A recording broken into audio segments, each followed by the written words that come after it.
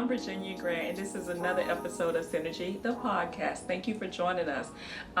Synergy, the podcast, has been put together so that we can showcase Gainesville's finest professionals. And today, our finest professional is Antonio Farias. He is the Chief Diversity Officer at the University of Florida. Antonio, thanks so much for joining us today. Thank you. I definitely will send this to my mother because you're the finest professional. I never would have imagined. So Yeah, well now she knows. now it's official. It's official, right? It's out there. It's on the internet. It's there. So it must be true. Yeah, it's got to be true. Thank you for the opportunity to do You're this. welcome. You're welcome. So Antonio, I brought you on here for a couple reasons. First, I want to talk to you a little bit about your new role at Yes. the University of Florida. Tell us how that's going. What's in the forecast? Right. Like what's happening Yeah, there? hopefully the forecast stays cool, right? Because it's been I'm a Yankee, right? So I grew up in New York City. Okay. And I've been in Connecticut for the last 15 years. Okay. And this is an inaugural position, so Yeah. it didn't exist before. And what I remind people is just because the position didn't exist before, it doesn't mean that the work wasn't being done before. And that's right. really important for people to understand. It's like, I'm not superhuman, I don't have a cape, I'm not here to save you, right? People have been doing the work of creating a more equitable sort of educational experience at the University of Florida since before it desegregated, which is not that long ago, Yeah. right? The people are alive who were still in the, Right. who went through The this first process. class. Right, the first class, Yeah. right? I've met with some of those phenomenal alumni. Yes. So this isn't ancient history, this is our history. It's our history. And it is very recent history. Yes. So for me, as the inaugural CDO, I have a lot of expectations because Okay. nobody knows really what the position is because it hasn't existed. People know what the president's, well, they think they know what the president's supposed to do and they think what the provost is supposed to do, but this new fish in the water, they're not clear on. Yes. Right?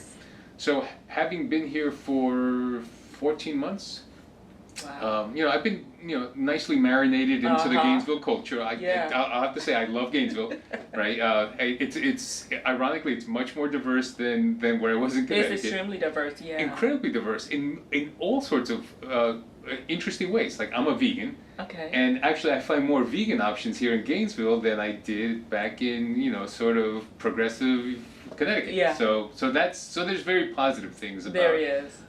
So for me, it really is. It's an opportunity to define a role, to pay homage and respect to the people that have already been doing this Right. work, and to get the message out that we're serious about outcomes. Awesome.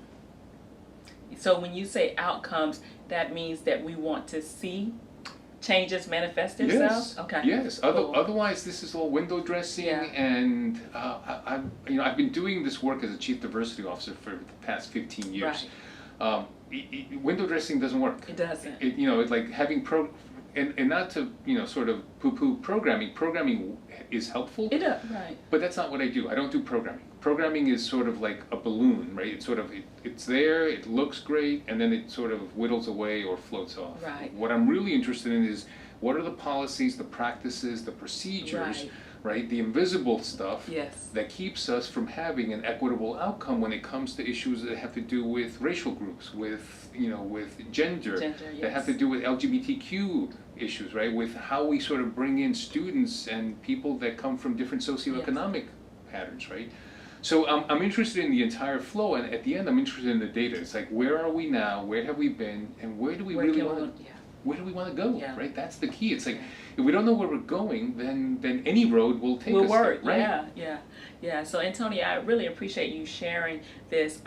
When I first got the opportunity to meet you shortly after you got here last year, you and I had the opportunity to talk, and I was really impressed with your perspective on diversity and inclusivity. And so that's why I asked you to speak at our conference Thank you. next year. So Antonio will be one of our speakers at our leadership conference in January, and I've asked you to speak about creating inclusive spaces. Yes.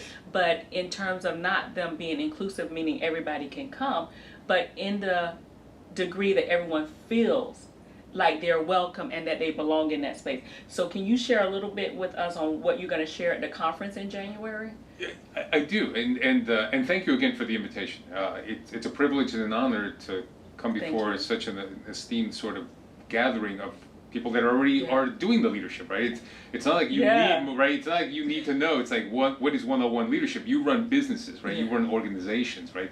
So I'm a little bit intimidated in that process, right? These are folks that are actually doing the work every day, right? It's like, and it has real world impacts. Either you're making money or you're not. You're creating products, you're creating innovation, or you're not, right? So coming from a little bit of the ivory tower, it's like I think I have more to learn from all of you than I have to sort of. So I'm not there to use the pulpit to sort of talk about how you should be doing things. It's really about some of the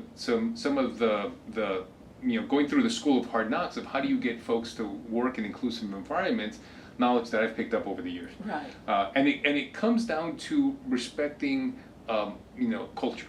Yes. Right. And talking from a cultural sort of position where we are open and understanding that we don't live in a blind world. We don't. Right? We don't live in a culturally blind world. We don't live in a racially blind world. We don't live in a gender blind world. Exactly. Right? We have some laws that potentially tell us that we should, right? And we may have aspirations that intent might say that's a good place to go. But the reality is, if you tell me you don't see me because I'm a man of color, then you're making me invisible. And your intent might be good, right? But the impact on me is then I don't matter, right? So coming from a cultural lens, I think it's really important to validate that culture is important to us as different people. And it should be acknowledged. It should be. It should be acknowledged and celebrated. Celebrated, and also to speak from a position of strength. And to say you're all welcome into the conversation to have this discussion, but understand that we are centering, in this case, we're centering blackness. Right. And that's a great thing. Right? Because in this country, how often have we centered blackness? Exactly. Right? We've studied blackness, right? And who we is very sort of dynamic, right? The way we've studied blackness is doing bizarre things, right? Sort of cranium sizes, right? Intelligence, things that, again, are all looking for ways to devalue a people. Right. Right? So coming and saying, look, we are coming together as black professionals to understand, right, what makes us thrive and how we can better innovate. Right. And we want to have everyone come into that conversation. Is incredibly empowering, right? And it also tells people you're coming into a space where there is black knowledge, right, African American knowledge that has always been here and that is there for sharing, as long as you respect the ground rules that we are centering blackness in this conversation, which is phenomenally sort of empowering. Now, some people take that the wrong way. But you can't satisfy everybody. You can't. And that's why, though, is one of the reasons I invited you to be on the conference, because I think that you're sensitive to allowing everyone to have a voice. And more importantly, I really want the people that attend the conference to understand that no matter where you are in your role as a professional, whether you're the CEO, whether you're the janitor, whoever you are in your professional world, you can impact inclusivity and diversity in your role and make everyone feel like they're welcome. I do appreciate you coming on the podcast today. I look forward to hearing more from you at the conference. I hope you all will join us at the conference. We're going to do our second annual leadership conference, January 11th at Santa Fe College. All of you are invited and welcome. You'll get a lot more from Antonio. It will be a back and forth discussion because we're going to set aside enough time for you to speak, but also be open up to questions so people can really dig in there and get everything that's going on in Antonio's brain. Well, which isn't a lot, but I'll share what I can. And I really hope that particularly the youth of Gainesville show up. We really want the young leaders to come up. It's like leadership isn't something that you're born with. It's something that's developed. And it's developed through mentorship. And I think if nothing else, what your organization does is it mentors. It mentors phenomenally. And I think if you're interested in being a leader and you don't know the road ahead, come to this conference. Yeah, it's a good place to start. It's a great place to start. Awesome. Well, thanks again, Antonio, for being on this show. Thank you all for joining us. Please join us January 11th for the actual leadership conference and visit our website, GainesvilleBlackProfessionals.com. Thank you.